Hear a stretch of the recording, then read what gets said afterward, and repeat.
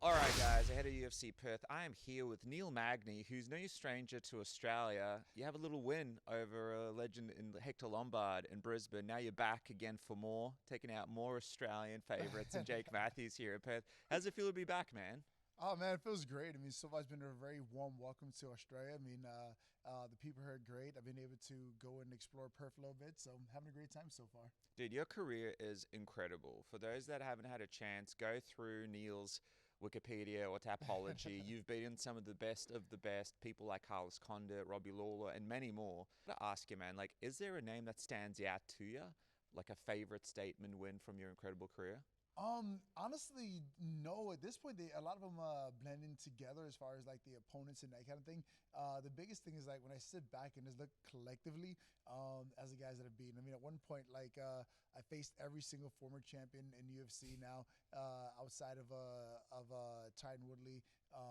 During that time frame where I was fighting these different guys or whatever. So like being able to compete against these guys for years and years and still be here over 10 years later, still compete at the highest level. I mean, definitely grateful for it all. Dude, you've obviously got a lot left in you, but have you thought about one day when you want to hang him up, how do you want to approach it? Is it a situation where you tell people ahead of time, like an Anthony Smith situation, or are you one of the guys that just prefers to go out there and then kind of see how you feel and maybe after a fight, if it feels right, just kind of surprise everyone and do it in the octagon? Yeah, honestly, as long as that burning desire to go into the gym is still there, that burning desire to compete is still there. I don't see that happening anytime in the near future. I mean, for me, I feel like once the competitive side of me dies down, and I feel like this is more of a job or thing that I have to do, I think at that point the retirement conversations comes up more often. But as long as I'm out there enjoying myself, as long as I'm out there able to challenge myself, as long as I'm out there being competitive, I don't see that happening in the near future. But for me, I think the signs would be there. I mean, even now, one of the best things for me to do is to kind of talk crap to the younger guys in the gym, just kind of calling them out, like, "Come on, nephew, you're young, getting the best of you," kind of thing. Just kind of like making it more competitive, where I kind of like push their buttons a bit, hoping that they come at me a little bit more aggressively, just so I can go out there and test myself. Like, yep, still got it, still got over the young guys. How do you keep going though? Like obviously 38, you're in great shape, but how do you get yourself out of bed after having such a legendary career and fighting some of the biggest names? Yeah, I mean, right now it's like it's cool because like my kids even get to the point now that they're starting to enjoy it. So like recently, I was able to take my boys to the gym, and they see my photo hanging up in the gym with my UFC debut shorts in there, and it's like, "That's daddy," and they get super excited. So that's definitely a big motivational factor for me. But it's all becoming something that I get to enjoy with them as well. I mean, during the summer, they're at the gym with me almost every single day, and it's very difficult to want to quit or not give it your all when you look through the cage and see your boys there saying "Go, daddy," or to see them excited or whatever, and they get home and they talk about like, "Daddy, did you fight today? How'd that go?" So like that's definitely a huge motivational factor for me. Just being able to like have those stories to tell them and have those experiences with them in the gym, and hopefully on the road here pretty soon with them as well. It's a different experience, man. So that's exciting. You're around Perth, and obviously the big name down here is JDM. He is the champ in your division, and he's going to be fighting Islam Makhachev in this crazy fight in New York. Yeah. How crazy is this? I mean, you've seen the best of the best. You've beaten, like you said, a lot of former champions. Do you have a feel on this fight? Like, do you know? Do you have a good feeling on who you think might win this one? Yeah, I mean, this is my unbiased opinion. I'm not just saying this because I'm in Australia, but I feel like JDM has a really good chance going into this fight. I mean, he's definitely proven himself being able to shut down the wrestling in his fight against Bilal? Bilal Muhammad here most recently.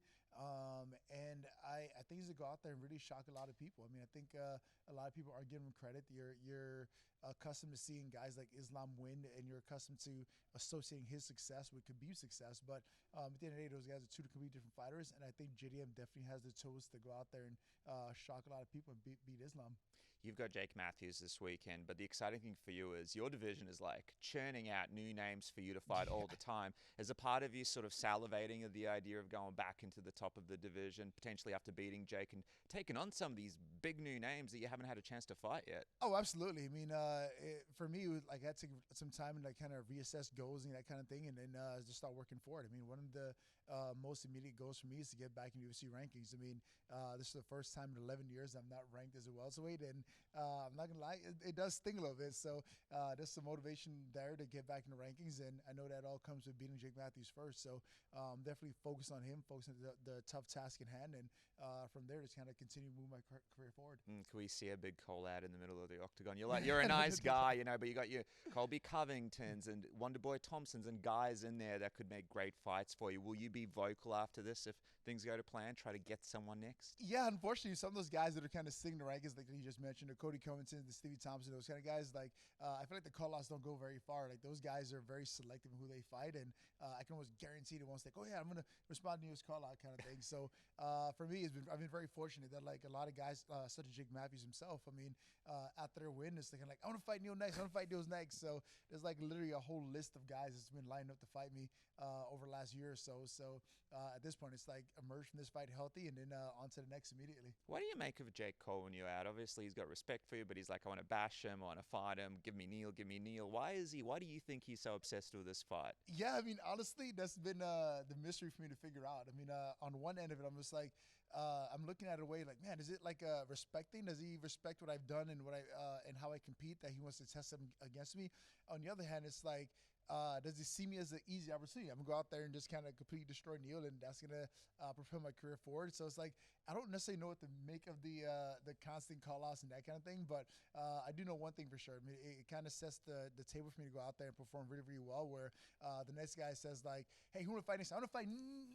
I don't want to fight Neil. Like, give me anyone else. I don't want to fight that guy." So it definitely puts the ball in my court to go out there and put on a great performance, to just kind of live up to the opportunity to put on an amazing show for the fans. Are you expecting some boos as you walk out early, like morning in Perth on a Sunday to fight? What a crazy scene. Yeah, not at all. I mean, fighting 11 a.m. in the middle of Australia, I'm expecting people to just go out there and really be just like excited for a great fight. I mean, I don't think the drunken booing crowd's gonna be up just yet. So you'll be surprised. Oh, really? Welcome to Perth. Yeah, but overall, I mean, I'm ready for it all. I mean, I know this is not an unfamiliar place to find myself. I know I can turn those boos into cheers. So just go out there, do my job, be successful, and keep moving forward. It's the big AFL Grand Final weekend. We got Snoop Dogg performing in Melbourne for the big game. That's the Australian Football League doing the big pre-shows. So people will probably still be awake from Saturday going into your fight. Jake Matthews, though, interesting career, right? He's only 30 years old, but he's been in the UFC since basically 19, I think over 10 years now. Yeah. How do you rate what he's been able to achieve? He's had his ups, he's had his downs, but one of the things he's been able to do is find himself and still be in the UFC, which is kind of like what you've been able to achieve, but not many people have been able to stick in the UFC this long. For sure. That's definitely something you don't take lightly at all. I mean, a guy like Jake Matthews shows the true testament of like who he is as a person and who he is as a fighter. I mean, even watching some of the hiccups he had along his career, he had those two tough losses against the Philly crew, being Sean Brady and Jeremiah Wells, and you can tell that the guy's been working on his grappling so much. In his last outing, he went out there and submitted a guy. So you can definitely tell that he can assess where he's at in his career, and he's willing to make the necessary adjustments to keep moving forward. So a guy with that kind of focus, that kind of motivation, definitely makes for a dangerous opponent. But like that's the kind of opponent that excites me as well. That's the kind of guy that like lets me know that there's no slacking off. There's nothing I can take for granted, so to speak. So though he's been around for a while, though he's had a lot of these like highs and lows within the sport and that kind of thing, I know for a fact he's gonna go out there and make a statement on Sunday morning, not Saturday night, Sunday morning. So I can't take that moment for granted. I can't take that opportunity for granted.